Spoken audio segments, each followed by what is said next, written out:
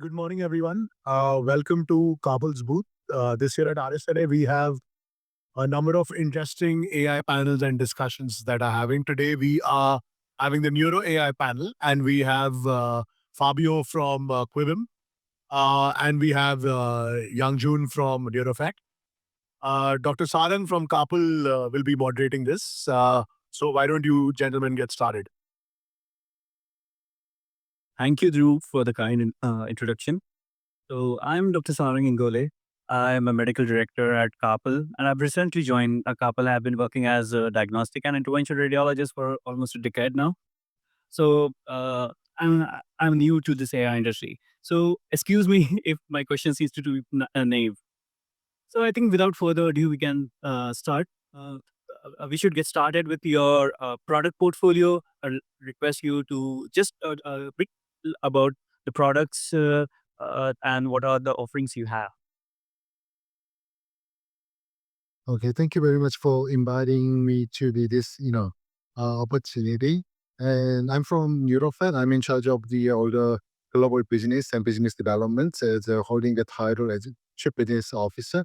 Neurophet has been focusing on neuroimaging, biomarker analysis, AI-based software for called long, and then we're covering multi-modalities, including brain MRI and brain PET scans for mostly for the Alzheimer disease and dementia, but we are expanding to multiple sclerosis and other diseases too. But recently, we have launched a brain MRI solution named Aqua, which covers brain volumetry, atrophy, white matter hyperintensity, and recently we just launched ARIA, amyloid-related image abnormalities, edema, and hemorrhage. Closely related to the side effect of the Alzheimer's disease drug recently got approved in US and also other markets developed by SI. And also we are focusing on another modality including brain PET scan analysis tool for amyloid PET scan, tau PET scan, and especially we provide that the software provides a centiloid scale for amyloid PET scan, which is also very critical related to the positivity and negativity interpretation and also Alzheimer's disease drug. This is our portfolio, and we are expanding more and more too. I'm Fabio García. Thank you for having me here. I'm the VP of Machine Learning Engineering at Quibim. So basically, I'm in charge of overseeing all the development of our AI models and all of our products. Quibim is a company that has a very strong background in research for more than 15, almost 20 years now. Brain has been one of our main portfolio, I would say, for a couple of or 3, 4, 5 years. But again, with a lot of research on the background, we have FDA and CE mark applications for brain, mainly for brain volumetry. That of course is tailored for dementia, for neurodegenerative diseases, but also for white matter hyperdensities, such as for multiple sclerosis. These tools are they are FDA tier and CE mark. And again, what we do with brain volumetry is that we divide the portfolio in motor cortex for frontotemporal dementia, then for hippocampal asymmetry, and then the white matter hyperintensity report, and then a full screening report that we provide. These tools are completely integrated in the radiological workflow via PACS integration, via even modality integration directly. So that's completely transparent for the radiologist. The radiologist will just have to wait. We just have the results by the time that they sit down to read the studies with all the information there. Thank you, Fabio. Thank you, YoungJoon. I would also request audience to ask any questions on the fly rather than waiting for Q&A session. So as a radiologist, I was just curious to know both of your solutions seems to be very similar. Both of you offering the brain volumetry and white matter detection. So are there any key differentiating features? YoungJoon, would you like to go first? Okay. Yes, you're right. And in Europe, we are from Korea, South Korea. So we are providing Asian-based normative database, which might be different from the Western, based companies. And then also we have developed we reacted quite fastly for the Alzheimer's disease new era with the Alzheimer's disease therapeutics. And so we have developed the ARIA E and H solution, and also disease modification drug related biomarkers, including brain MRI and brain PET scan, which we also have the FDA approved ones. And so we are very headed to very fastly moving forward to the Alzheimer's disease drug related biomarkers is the our new direction, and also for getting along with the new launched drug prescription decision, and also efficacy and safety monitoring biomarker tools. This is our distinguished point from my point of view. So yeah, being from Europe, we have let's say a more divided normative database from which Caucasic, Black, Asian, etc., etc. That's absolutely true. Then, for instance, one of the things that I like the most about our product, for instance, for white matter hyperintensities, is that we don't need a 3D T1 to perform the white matter hyperintensity detection. We just need a 2D flare, actually. In order to do that, we can still do the longitudinal analysis afterwards. But it's a matter of democratizing, these kind of tools that sometimes not all of the protocols that you find in the hospital will include a 3D T1. So sometimes you will not be able to run these tools for white matter hyperintensities unless you have that. So I think it's again one of the key differentiators that we have. That's great. You just mentioned that it works on 2D flare, right? So YoungJoon, 2D flare or both 2D and 3D good for you?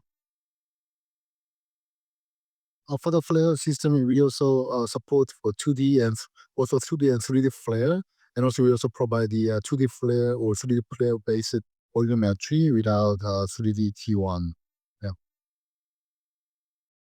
Also, what is the reference normative age group for the brain atrophy analysis? Is it just restricted to the elderly age group, or do you include young adults as well? Yeah, in our case, it goes from 18 years old. So basically, we are talking about young adults until very old, very elderly patients. But yeah, we start usually at 18 years old. We are more focusing on the senior, the age between from the age of 50 to 99 of the patients. But we also provide the brain MRI tool designed for the very newborn from 0 to 2 years old babies. So which would be very important for the pediatric brain MRI. So YoungJoon, you already mentioned about ARIA-E and ARIA-H. So for the audience, I think the disease modifications for Alzheimer's has really revolutionized the treatment, and also possible to reduce the.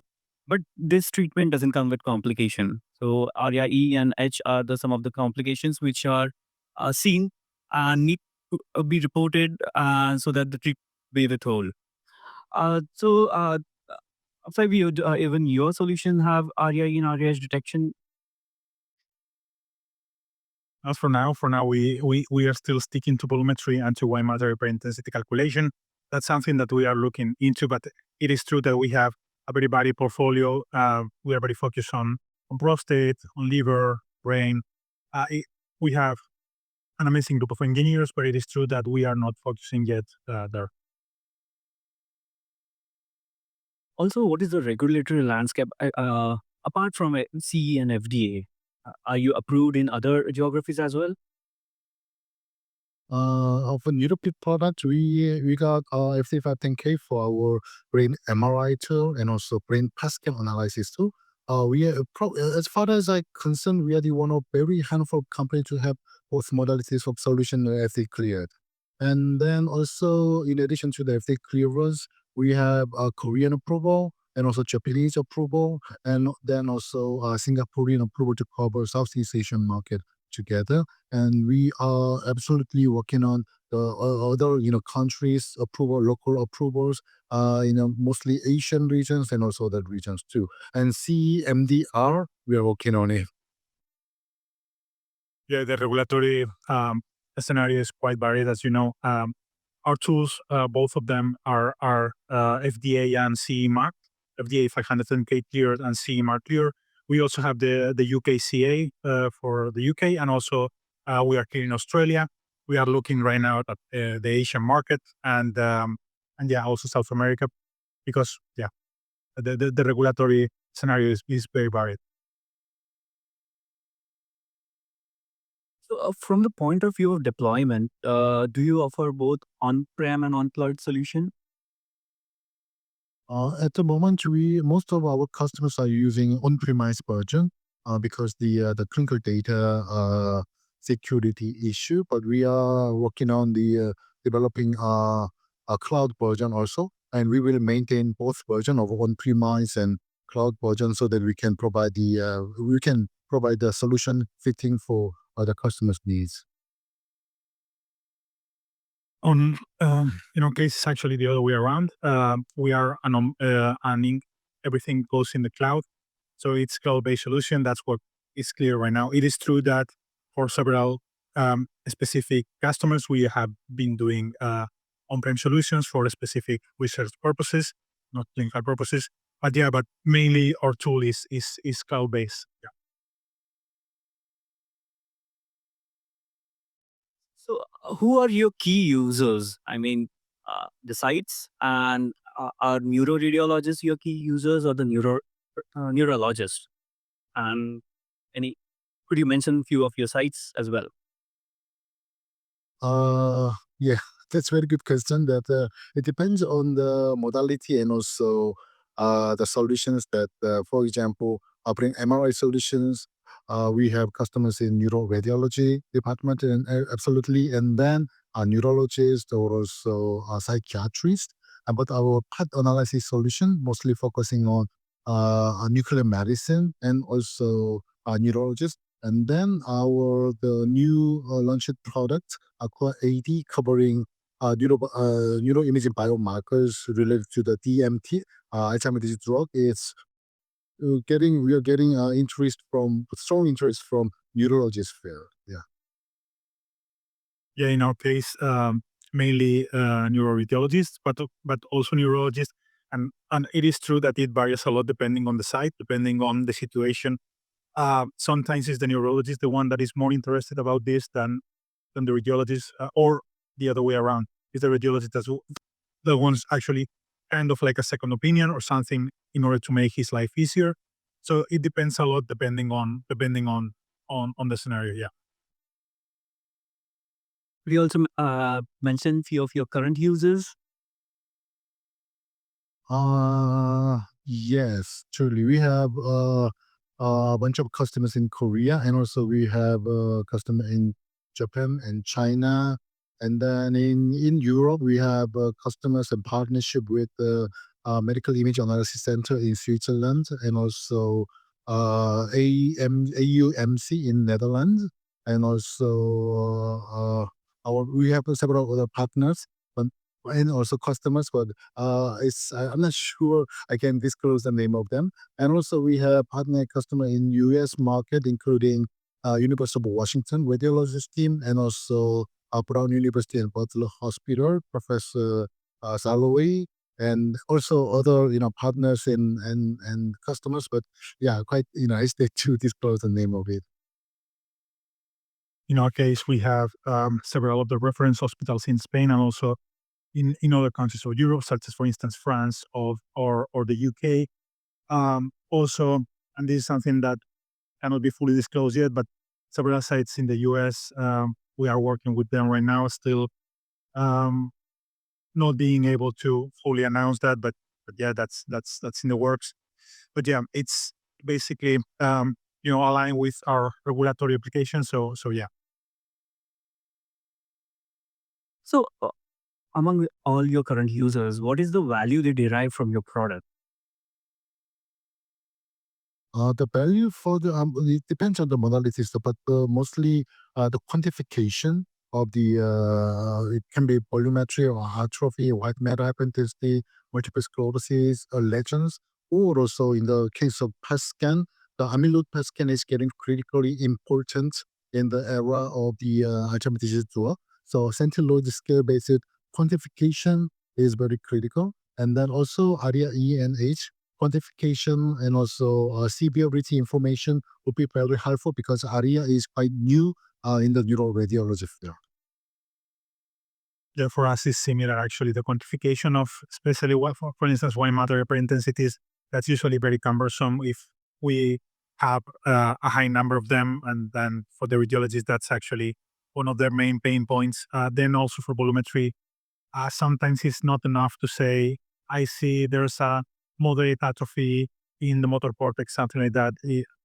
Sometimes it's much better to have the actual number. So I think those are the two main scenarios to actually provide this quantification and this value to volumetry, and then uh, to avoid the cumbersome manual count of white matter hyperintensities and the calculation of the volume, et cetera, et cetera. Yeah, as a radiologist, even I would agree that for a human radiologist, it's impossible to quantify. It's usually what we do is eyeballing. So in that aspect, the quantification is really useful, and maybe early diagnosis of some diseases which would have otherwise gone unnoticed. I think that how both of your products would be really be helping the radiologists. Coming to next question, how can people help? What more we can do together? Thank you very much for that question. That we are looking forward to the collaboration with CARPL so that we can expand our target market because as a the software developer we have our own sales force and marketing force although but we cannot reach all the markets, and considering the regulatory process and also for the IT infrastructures and also the market reach, we have a quite a limitation. But with the Couple's innovative platform system, yeah, we can reach comparatively easily to the market that we even didn't target, and also even the market we targeted already, we can have maximum reach to the customers and potential customers and markets. Ideally, that would be the great collaboration we are looking forward to. Yeah, I completely agree. Besides extending our reach, I think that is important. That CARPL is not just a company that was created by AI experts. It has a very strong medical knowledge behind, very strong radiological knowledge behind. So I think that's important. That's important for companies such as us that we also have that knowledge behind. And I think it's, let's say, a match made in heaven in that regard because, you see that CARPL has that knowledge when it comes to detecting what are the main pain points for radiologists, for clinicians, and I think that's really important for us also. Thank you for kind words, Fabio and YoungJoon. And that's what we call ourselves as a clinical technology partner. I think before we conclude, I would like to ask a last question. The currently hot topic is the reimbursement of AI in neuroimaging, especially for dementia. Do you have any strategies for that?